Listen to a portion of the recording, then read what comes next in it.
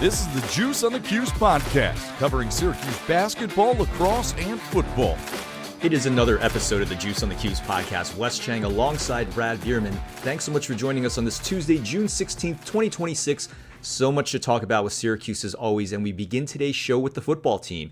Syracuse is fresh off its third weekend of official visits, and they ended up with two commitments from the weekend so far from Josh Barr and Matthew Schlenhart. Syracuse is now up to 18 commitments now in their 2027 class. Brad, what do you think of the class so far in the latest round of commitments?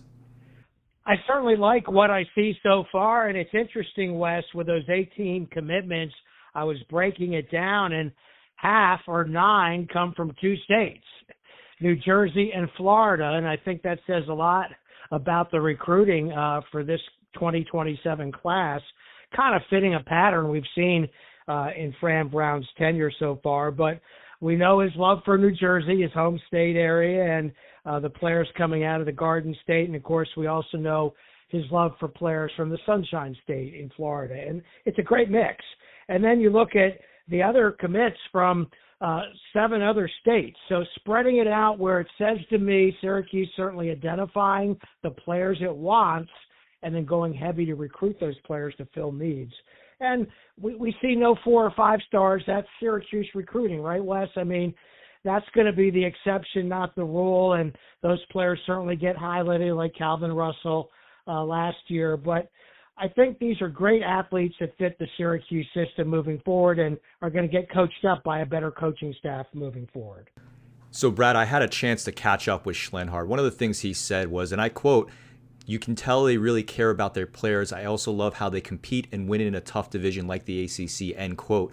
So, Brad, you can see it's about the player relationships they've developed over time. And another thing I wanted to point out, Schlenhart didn't have any high major offers prior to this weekend, and then he committed right after. So the staff is really counting on finding a diamond in the rough, and they believe they found one when they saw Schlenhart compete at camp. They saw it with their own 2 eyes. And the other commitment, Josh Barr, he only played 4 games last season due to injury, but he had an Arkansas offer showing you the kind of potential he has. So to your point, Syracuse isn't a program that's going to churn through 5-star recruits. They're looking to identify people they know they can develop and turn into high-impact athletes. I don't think it took Fran Brown that long to realize that's kind of what you have to do recruiting at Syracuse, maybe into his second season, identifying players early. And already he's looking ahead to some of those 28 and even 29 class recruits that Syracuse is interested in, and that's what they do. I think the staff has really gotten a lot better at identifying players, freshman, sophomore, junior seasons, and then going after the players they want to fill needs from great programs where they're playing scholastically and great coaches. And to your point, Wes, when these players come for visits, I think the other thing that Syracuse has been great at doing, you hear it. I don't know, you hear it from talking to the players and messaging them, the family atmosphere and making these kids feel special when they're on campus and conducting those camps in June here, a lot like practice sessions are going to be in August. So they really get a taste and really get a feel for this program, first impressions, and that's certainly an important one. And Brad, we move on. Syracuse's alumni team, Boeheim's Army, announced on Monday that they're adding Wes Johnson to their roster. He joins Buddy Boeheim and Elijah Hughes as committed members. And I think we're going to see Jimmy Boeheim announced in the near future. Brad, do you like what you see from the roster so far, and what else would you like to see? Well, certainly do, Wes. I mean, it's fun. These games are fun. This is fun for Syracuse fans to watch the great Orange players from the past who've been professional basketball players for a number of years, some more than others, and to see them compete, and especially, as you mentioned, Wes Johnson, a player that's not played for Boeheim's Army. He's still playing in the 3-man league in the summer. So he's still active, and it'll be great to see a player like him, because kind of forget how great he was on such a great Syracuse team back in 2010. And, going back and looking, number 4 pick in the NBA draft. So these are great players. These are exciting players that, no matter at the tail end of their career professionally, you have a chance to see them play. And, I'm interested to see if they're going to get more size from the other former Orange players, the big men that they can get there and depth, because I think this is going to be a very competitive year for the basketball tournament, how they've reshaped this to make it exclusively for alums of these teams. And there's some great college basketball programs out there. And I like the best of three format as well.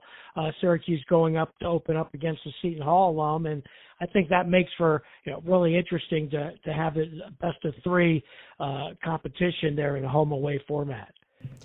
Yeah, Brad, I like all those adjustments you just mentioned. And another I like is the new rules about there needing to be a minimum number of players coming from the actual college in order to compete. So as much as I like seeing guys like DeAndre Kane and DJ Kennedy on the roster in years past, I do think the TBT is about rooting for players you saw throughout college. And everyone knows Wes Johnson, everyone knows the Boeheims, everyone knows Elijah Hughes. So you're not rooting for people who suddenly put on a Boeheim's Army jersey where you have to look them up to see where they came from and what they did in college. And the other adjustment I like, down to 16 teams. I think that's the right move on their part because you really get fan bases back involved. And the 16 teams in the tournament, including Seton Hall, who Syracuse will play in the first round, they all have rabid fan bases. And I actually mentioned this on the podcast 3 years ago. I actually thought Boeheim's Army lacked a Syracuse identity, and now it's back. Agree with that, Wes. They won it all with doing that, bringing in players from other schools. But going back to the roots like this really makes the event something to look forward to this summer. We're going to take a short break. 2029 running back Kade Gibbs will join us when we return. This is the Juice on the Cuse podcast.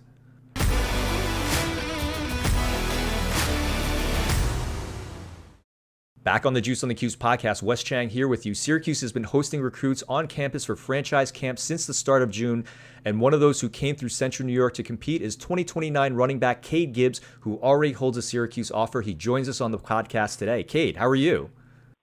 Yes, sir. Thanks for having me. I'm doing good. Appreciate you for having me on this podcast.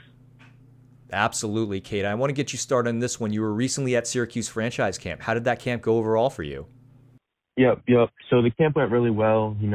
I enjoyed competing with other great players. There was a lot of good talent there. Also, it was great learning from the coaching staff, and it was just a great experience. I've been on campus before, and I feel like I've always left the campus better than what I came. So it was a great camp. One of the coaches you've been working with a lot and who's been heavily involved in your recruitment is Dennis Thomas. What's it like working with him? Yeah, it was great working with him. He brings a lot of energy, and he does a good job coaching the details of the position, and I think that's a big thing because that's what separates great from good teams, the small details. And he pushes the players, which I think is great, and he also helps them improve, and he does a good job working with the running backs overall. Kade, you own a Syracuse offer. How's your recruitment with Syracuse going? Yeah. Yep. It's going good. I've stayed in touch with him and the rest of the staff since I got the offer. And I've, enjoyed building those relationships. They're always, great to talk to them. They're always there for you. And they always made me feel like welcome every time I've been on campus.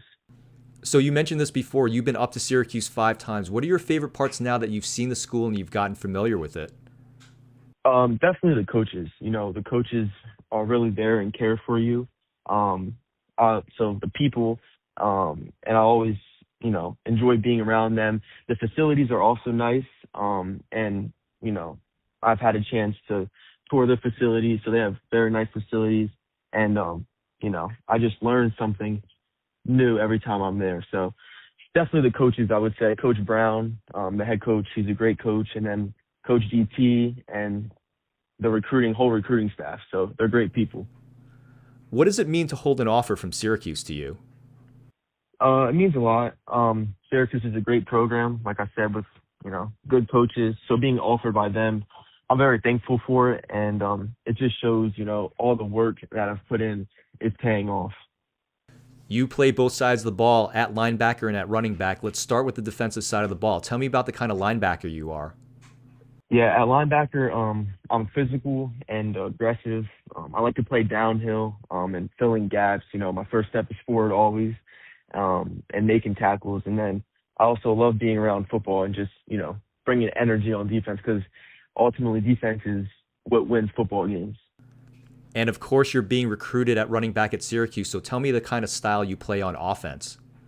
Yeah, I'm a physical runner. I like to hit the hole hard, get north and south. I can always get shifty when needed. And also my vision is good, pre-snap read before the play is or the ball is snapped. And I also take a lot of pride in ball security because at the end of the day, ball security is job security. So I always, think of the ball should always be on your fingertips, palm, forearm, bicep, and chest because, the ball is the most important thing. Kade, what are you looking for in a college? I know it's a few years off as a 2029, but you hold 6 Division I offers, so it's had to have crossed your mind at some point. Just looking for a place where I can build relationships, and I already have those relationships with the coaches and also some of the players at Syracuse, so that's great. And then, a great education, obviously, and then I also want to compete at a high level. And Kade, we'll get you out of here on this one. You have a lot of time left in your high school career as well as your recruitment. What are you looking to show in the fall that you haven't shown previously? Yeah, I want to show that, I can compete, and I'm a complete football player. I want to prove that I can make plays in every aspect of the game, no matter if we're up, winning by a lot, or losing. And one of my biggest goals is to be a leader for the team and just, continue to grind and improve every single week. Kade, thanks so much for coming on the program. We appreciate the time. Enjoy the rest of your summer at camps. Good luck this fall. We'll catch up with you soon. Yes, sir. Thank you. Kade Gibbs, ladies and gentlemen, 6 offers already as a rising sophomore. Definitely going to be one of the top recruits in the country when it's his time to pick a college. We're going to take a quick break and wrap things up after. This is the Juice on the Cuse podcast.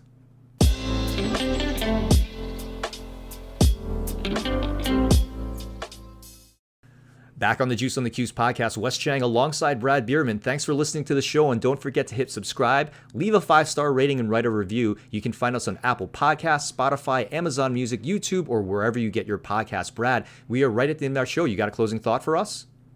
Yes, I do, Wes, as we are here at mid-June, and that means just a couple of weeks left in the official tenure of Syracuse Athletic Director John Wildak. And I have some parting words for John for the job he did, and kind of want to salute him for being kind of under the radar and unrecognized. And with any tenure of an athletic director, an administrator in college athletics, you're going to have your ups and you're going to have your downs, and that's really something to be expected. And certainly John Wildak went through some turmoil with some coaches, but then again, when you look at it, Wes, he brought on the current men's lacrosse coach, the current football coach, and certainly involved with new incoming AD Brian Blair in bringing Jerry McNamara in as the new basketball coach. So certainly left his mark, had a national championship with the men's soccer team. I want to salute John Wildak for his decade of service running Syracuse athletics.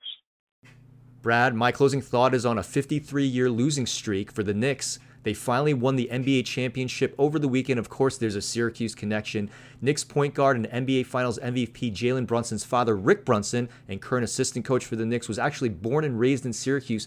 And Jalen himself actually attended elementary school in the Cicero North Syracuse district before they moved to Chicago. So pretty incredible to see the Knicks win it all, and especially because of the strong Orange connection. That's it for us. For Brad Bierman, this is Wes Cheng. You've been listening to the Juice on the Cuse podcast presented by On SI and Bleav, and we will see you next time.